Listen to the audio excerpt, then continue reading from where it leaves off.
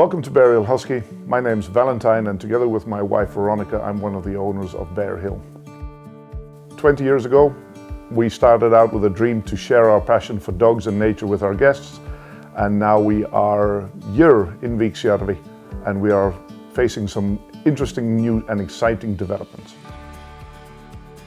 So 2016 we managed to buy this land, and then in 2017 we started to build.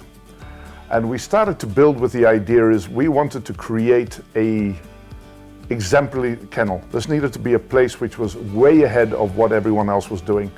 We wanted to focus on sharing our passion in our own way, in our own tours with the guests. I must say we actually managed to achieve those, the way we built the kennel was pretty close to what we had planned. I wouldn't say perfect, but it was very good. And it was light years ahead of what at that point in time was acceptable standard of kennels in Finland. It has always been an idea of Bearhill to promote and help dog drivers. We've been in the shoe of the little guy who had to work for the big guy. And what we decided is if Bearhill can become the big guy, but work to help the little guy, not be exploitive of the little guy, but work to help. We want to provide good facilities for our staff and our friendly kennels, our colleague kennels to work.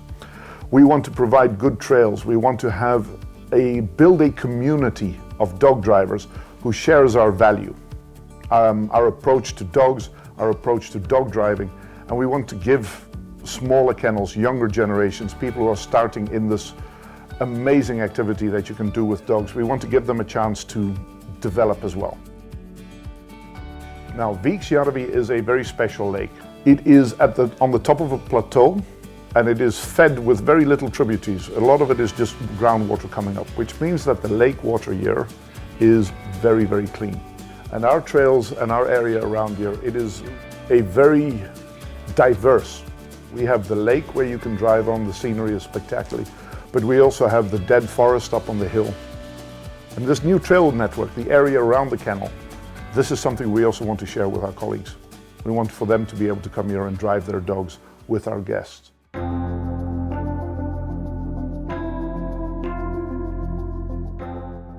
Right in the middle of the kennel, we are building a kennel service building. It is basically one big building. It is about 300 square meters that will be dedicated to the dogs, the feeding of the dogs, the care of the dogs, and then some of it will also be for our staff, that it can make their life easier.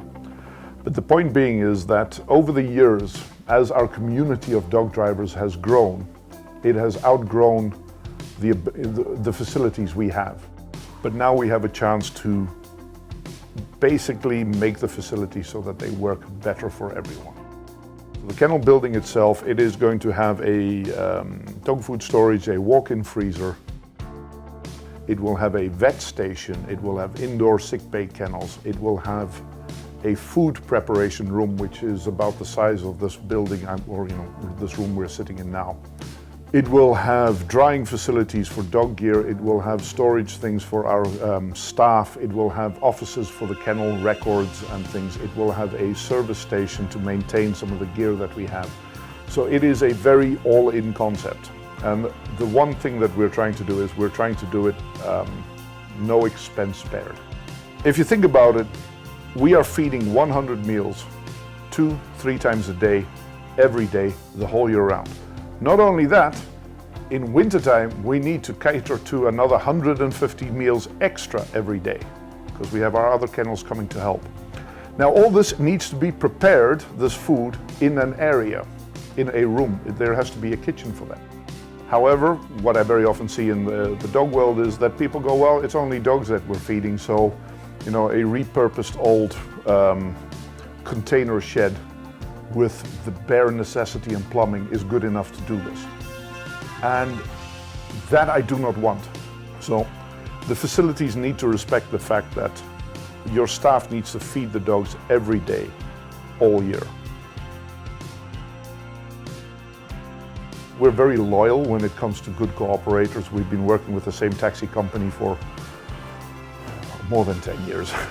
We've been working now With our building projects, we have Kimmo Kunnari, who is from a little village called Tampionkylä, just north from here. And he has a sawmill and a log, he works with wood and firewood, and he has built these buildings for us. And at our kennel, actually only 2 buildings are not made by him.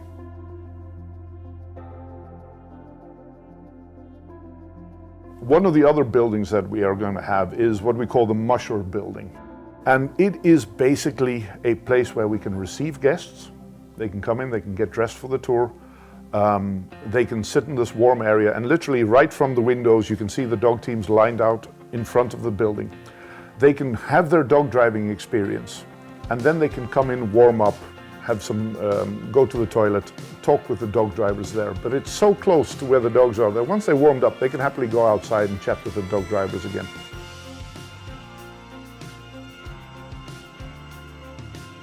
Last winter, we had a chimney fire in the kotta. The guests were cold, they came back into the kotta, they fired up a huge fire, and the flames went into the chimney and ignited some built-up soot in there. And then, as a stroke of bad luck, the second fire brigade engine, who was supposed to bring water to put out the fire, actually crashed off the road. And that meant that they didn't have enough fire or enough water to put out the fire properly, which meant that they had to let it burn down. This summer we're putting it back up. However, we are improving it. We have extended certain sides of the wall. We have now built a little kitchen in there. There's plumbing coming in, and the layout has become a little bit different. We've kind of learned from the mistakes. All the things that didn't really work for us last time, we've improved now. What will happen, or what we're hoping to do, is in the next couple of years is we're going to develop the tours a little bit more focused on where the guests sit. And you get to go out on an adventure with a dog team which is being driven by a guide. And these guides can give you insights into the dog team. As it is moving, as it is traveling, they can talk about the characters of the dogs, they can talk about the interactions that's happening, and they can basically bring that dog team to life. A lot of the infrastructure that we're building, the new kennel building and these things, they're actually made to facilitate this, to help this new type of tour, this new way of running dogs, become a reality. When our guests arrive, I think that what makes them happy is the fact that, first of all, the dogs are amazing. You know, they are amazing characters, they're amazing animals. They are both as tough as nails. You know, these dogs can run through snowstorms, they can, go through deep snow into storms, and at the same time, they are amazingly, friendly, playful, interactive. Not all of them, but most of them. But also what makes them happy is that we're passionate. We enjoy sharing this. You can see when you join our tours, there's a bunch of people here who enjoy working with dogs, and they enjoy talking about dogs, and they enjoy owning dogs, and they enjoy working dogs. And we want to share that. We have a sales team which will talk to you well. We will take your booking, we will pick you up on time in a nice taxi. We will drive you here, you will have a safe tour, and you will come back, and it will be professionally run. It will be clean, it will be organized, it will be respectful of you, and it will be respectful of the animals. People see that. They walk in and they can see that it works. It is done by people who are not only passionate about what they do, but also good at what they do.